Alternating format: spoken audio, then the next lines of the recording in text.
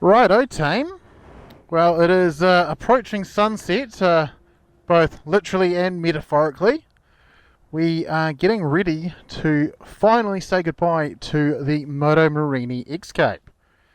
So, as you know, I've had this bike on long-term loan from Moto Morini New Zealand, the distributor Europe Imports. And yeah, it was meant to be a 3-month loan, and it has somehow morphed into nearly 9 months or so. So I'm not complaining.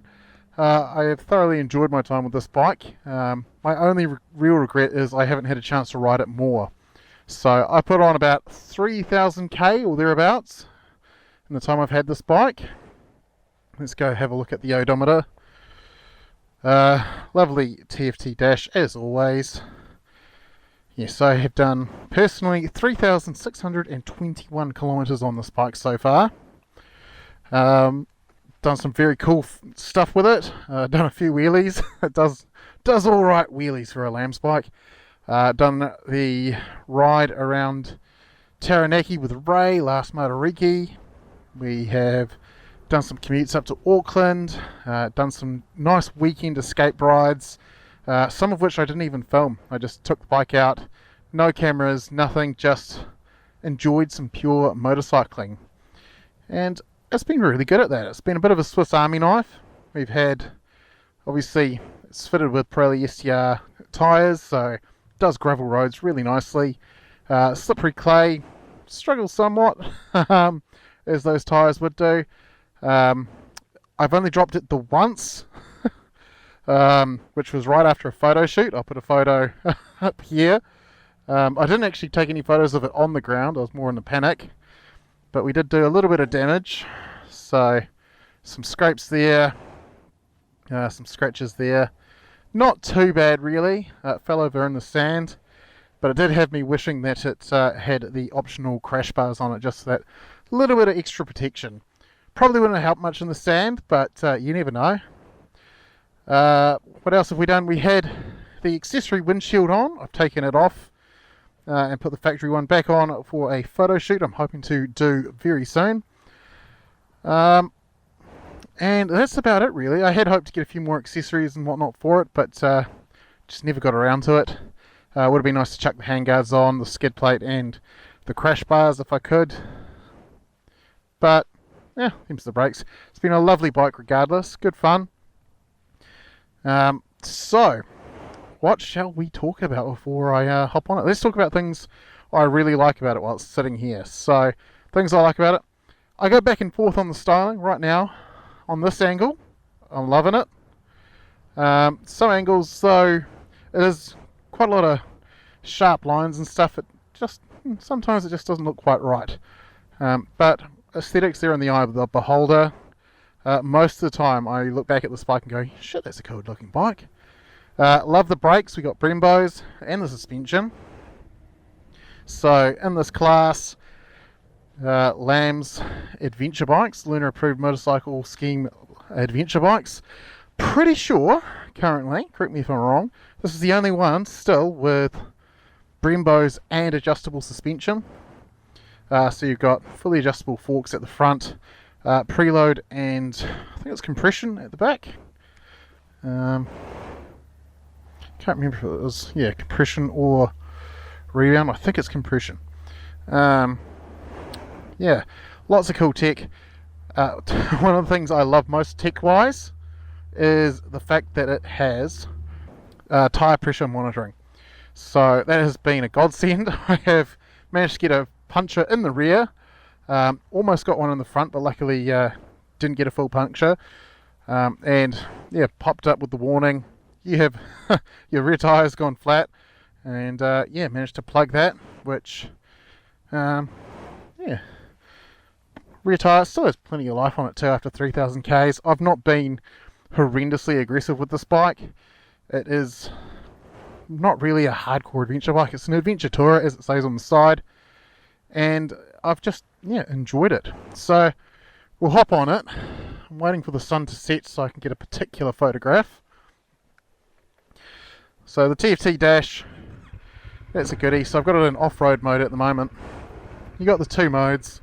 So switch into off-road, switch it into ride mode. I've got them set up to have the black background rather than the white because I think it aesthetically looks better.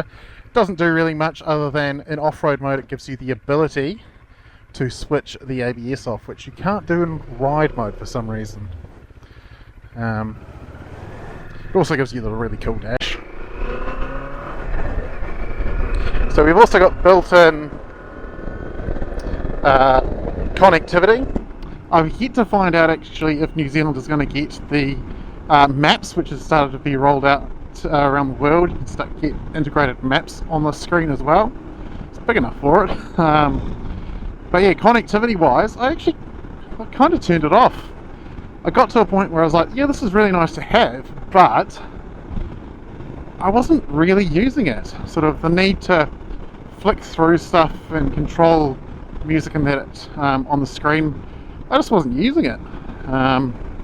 So yeah, that's the thing, that you've got it, it's really cool to have, but do you need it? Not really.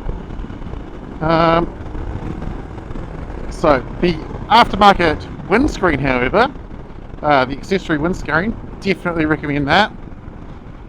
Anyone want to pick up a stolen Ford Falcon, by the way? So yeah, accessory windscreen makes a decent difference. It is a bit pricey, it's over $400 I think, last time I checked. But yeah, makes a good difference when you are touring. It takes a lot of pressure off your shoulders, where this narrow screen, pretty good for sort of adventuring and styling wise, but yeah, you do get a lot of wind blast just hitting you directly in your shoulders. That was another thing I did to this bike while I had it. I did have a quad lock charging kit set up to it. You do have a pair of USB ports down here to charge stuff off, which is really handy. So I had the quad lock wireless charger set up straight to the battery. Easier to route stuff because of the shape of the frame and zip tie it all in place. Really easy to work on in that respect.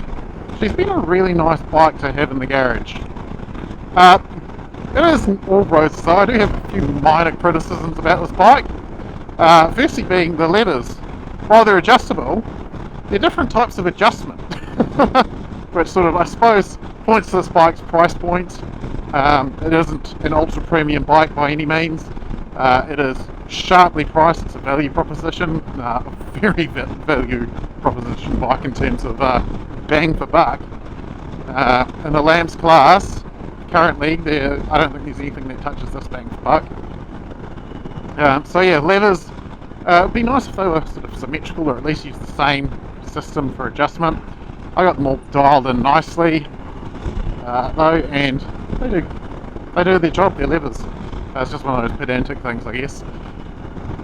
The other nitpicky thing that I don't think a lot of owners will probably have to deal with so much, but in order to change the air filter on this bike, basically you got to pull all the plastics off from the seat forward to get the tank up and then get to that air filter, which, if you're doing a lot of dusty riding, that would be annoying, I imagine. But again, this bike's not designed as a hardcore adventure machine.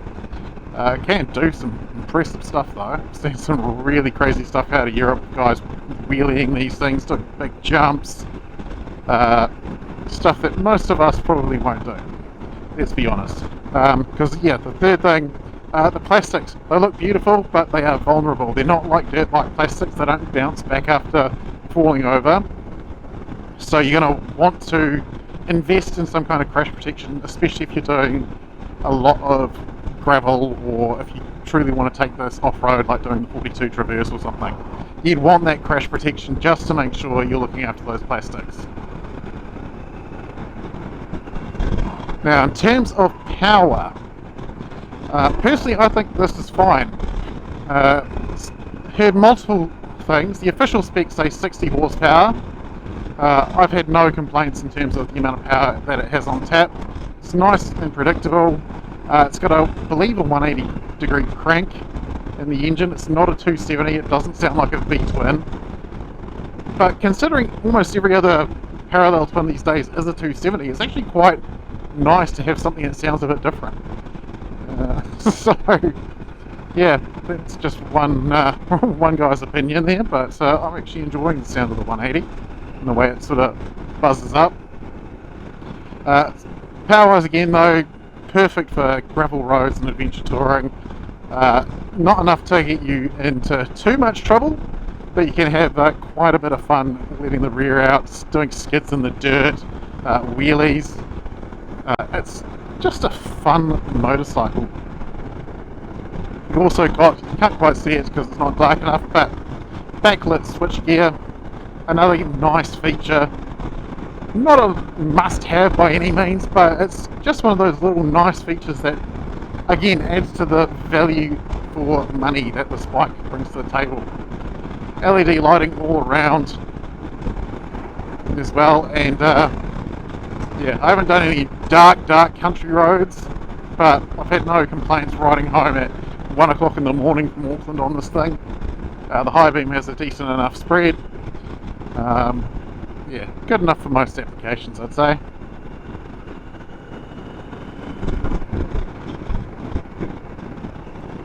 So I think we're going to go into some rather boring roadworks. So unless I have something genius that comes to mind that I desperately need to tell you, we will meet up again at photo shoot location 1. Alright, I had a brainwave, so I am back, still in roadworks, but there was one other thing that I found can be annoying a bit with this bike, so I thought I'd better bring it back up again before I forget it once again. But yeah, you got an adjustable windscreen here, adjustable screen, but the bolt that holds your twist knob in is a bit of a pain in the bum, so it can loosen off. And when it loosens off, you get a bit of a rattle that just rattles around here. So it's good to keep a 5mm Allen wrench handy if you are moving it up and down a lot, because yeah, I have noticed that on the first test bike I had as well, also got that issue. Maybe it needs a little bit of blue Loctite or something just in there, just to hold it tight. But yeah, otherwise you can, just as you saw, adjust this on the fly, no dramas whatsoever. But it's just got to keep an eye out on that wee bolt down there for your adjustment knob, because yeah, it can come loose. Alright, off to the photo shoot location. Hot damn, have I just missed the nice light where I wanted it to be. It looks that way.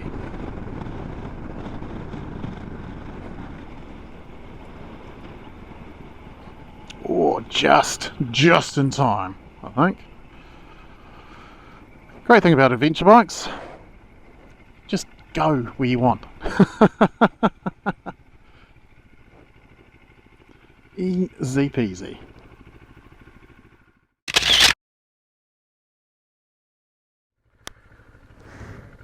Righto, so we are rapidly losing light. So on to photo shoot location number 2.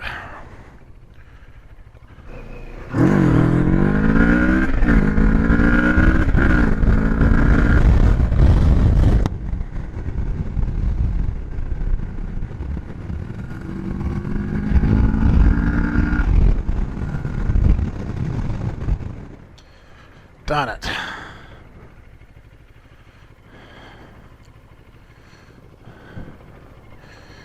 Alright. Off back to option 3 then, and hopefully it is hunky-dory. Alrighty, photo shoot location number 3. Bit weird for an adventure bike, but I think it might look cool. So, out comes the trusty new fancy camera.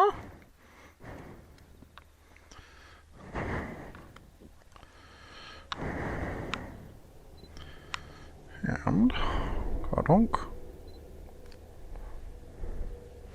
Yeah, that ain't too bad.